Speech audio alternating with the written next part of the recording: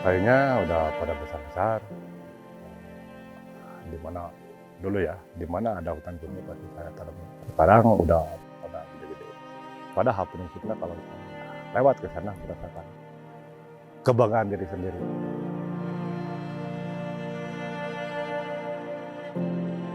Bagi Abah Ipin, peran hutan bagi manusia itu sangatlah penting. Dan manusia yang memetik manfaat dari hutan harus ikut melestarikan hutan, menjaga hutan. Saya banyak belajar dari Abah Ipin. Saya mondar-mandir, ketemu ya bareng kegiatan sama Abah Ipin. Banyak yang saya dapat. Salah satunya ya pelestarian hutan, karena manusia itu membutuhkan ini, hutan. Ya, contohnya ya kayak ketersediaan air. Kita manusia tanpa air, gak tahu gimana ya.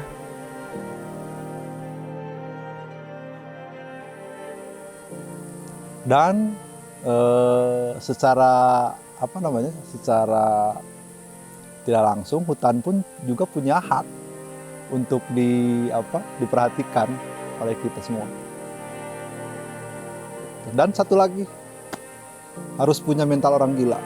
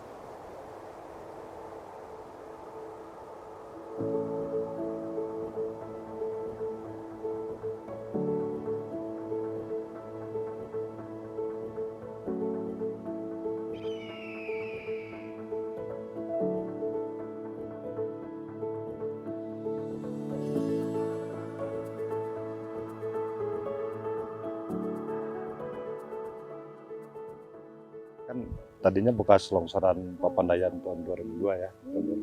Erupsi, Pak. Ya betul itu dampak dari Papandayan kan, letusan Papandayan 2002. Ya mati semua. Dikenakan ini apa ditanamin lagi, dikarenakan dulunya ada tanaman di sini. Awalnya apa Pak tanaman? Tanaman sama seperti ini, santigi ya. ya. Makanya dikembalikan lagi. Gitu, kembalikan lagi ke tadi. Saat itu di sini itu hanya santigi. Santigi, Pak? ya betul, Karena santigi. tanahnya gini Ya ya. ya, tanahnya batu-batu kan. Alhamdulillah dengan ada sosok Bah Ipin di Resort Konservasi Wilayah 16 Gunung Papandayan, kami merasa terbantu dengan ada sosok beliau yang peduli akan lingkungan, di mana salah satu hasil karya beliau dulu ini di belakang kita adalah longsoran di 2004 dan sekarang sudah menghijau. Saya masih ingat penanaman di daerah sini. Di sini ada 2 tempat ya. Yang ujung sana yang ada merah-merah itu yang paling ekstrim itu penanamannya. Dikenakan penanaman itu harus pakai tambang.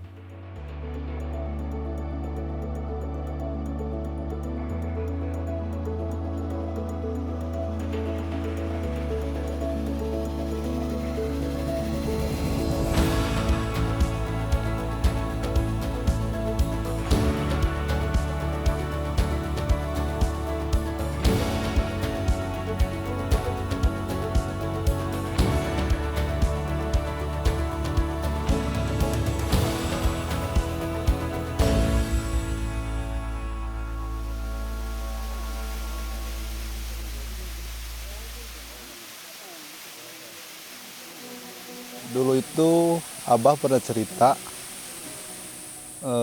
jadi ibunya itu menggambarkan situasi lingkungan saat itu. Jadi dulu ada longsoran, terus ibunya Abah tuh berarti nenek saya berarti ya. Jadi bercerita, ini kalau dibiarkan begini itu nanti akibatnya bakalan panjang gitu. Nah, dari situlah bahwa kalau kita tidak menanam pohon sekarang, nah itu nanti akibatnya longsornya bakal tambah gede atau resiko nantinya ke depannya akan lebih gede lagi. Nah, jadi dari mulai saat itulah Abah suka dan tergugah mungkin untuk ikut membenahi lingkungan. Salah satunya ketika beliau menyumbangkan kurang lebih 60.000 pohon untuk menghijaukan lahan yang ada di belakang saya. Ini salah satunya. Terus ketika ada bencana-bencana, beliau kan yang paling santer tuh duluan. Oh, pokoknya kenangan sama itu banyak. Jadi kita melakukan kegiatan itu tuh semata-mata emang keluarnya dari hati sih. Nggak ada tuntutan, nggak ada paksaan sama sekali. Dan kita diajarkan oleh Abah itu begitu.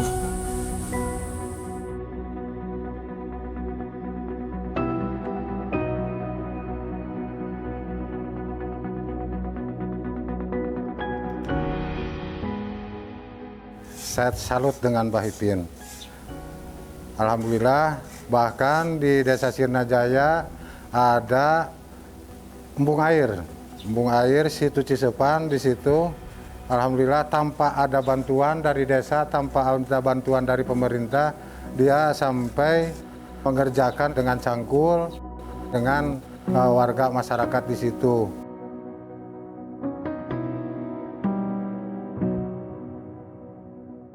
Ada kata-kata yang selalu saya ingat dari Abah.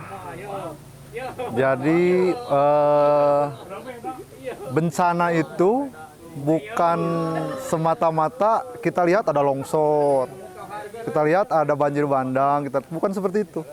Jadi ketika kita dulunya ngambil air itu jaraknya 100 meter, nah sekarang jadi 200 meter itu sudah merupakan bencana bagi kami.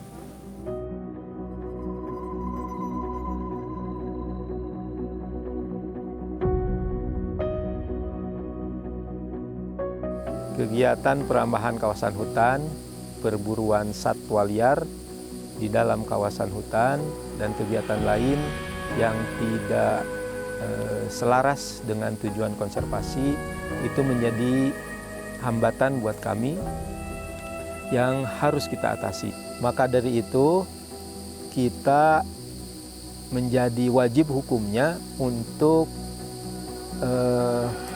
mengembangkan pengelolaan pelindungan kawasan hutan untuk mengatasi konflik yang potensial akan terjadi.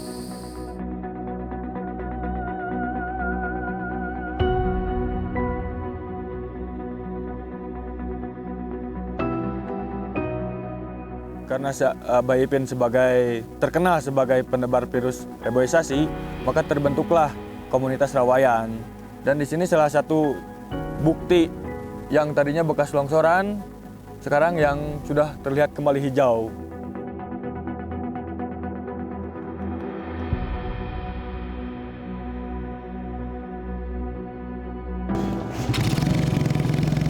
Nah, ini salah satu komunitas Rawayan yang aktivitas sehari-hari seperti ini gitu. Dalam arti Rawayan itu, jadi Rawayan itu jembatan Rawayan untuk menyambungkan maupun dia kata bahasa Sunda reyod gitu. Tapi insya Allah ke tujuan itu nyampe.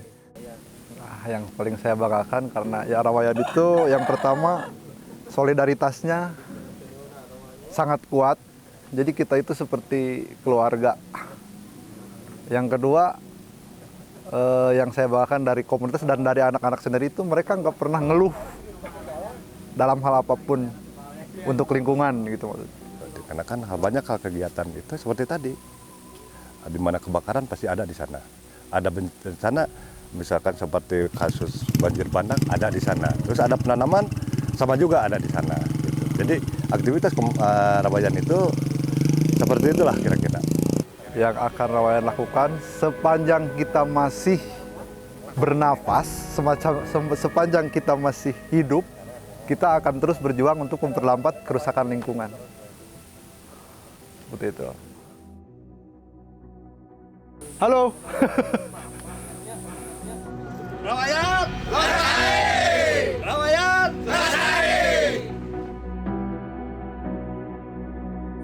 Kami Rawayan dan kami siap menjadi next generasi penyebar virus reboisasi.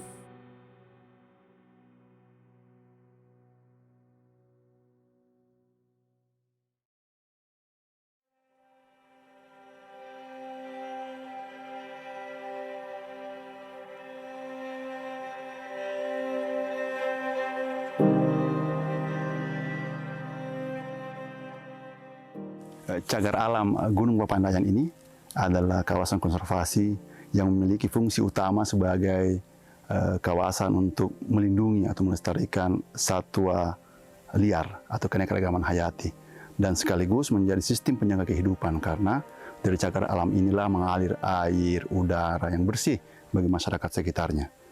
Dan kami mengapresiasi apa yang telah dilakukan oleh teman-teman seperti Abah Ipin ini dan tim kelompok Rawayan yang telah melakukan pelestarian alam di kawasan cagar alam.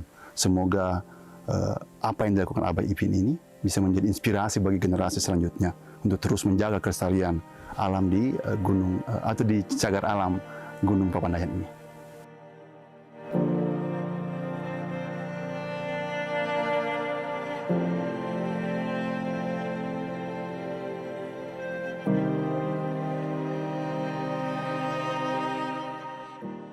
Bukan berarti saya orang yang benar atau orang yang pintar, tapi saya orang yang ingin mengerti terhadap masalah lingkungan dan bermanfaat untuk lingkungan.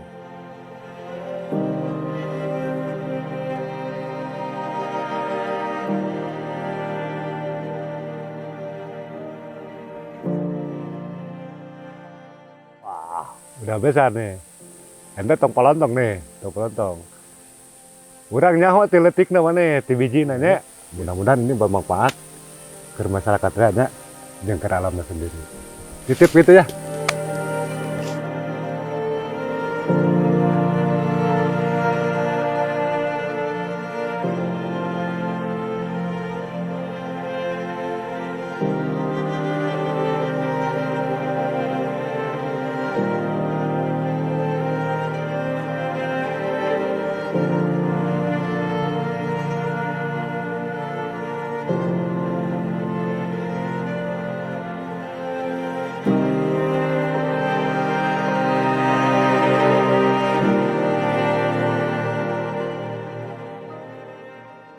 Alhamdulillah, harta yang paling besar yang saya dapatkan adalah ikatan persaudaraan yang semakin besar.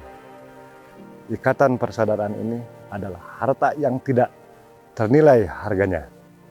Semua ini asalnya gara-gara cai itu.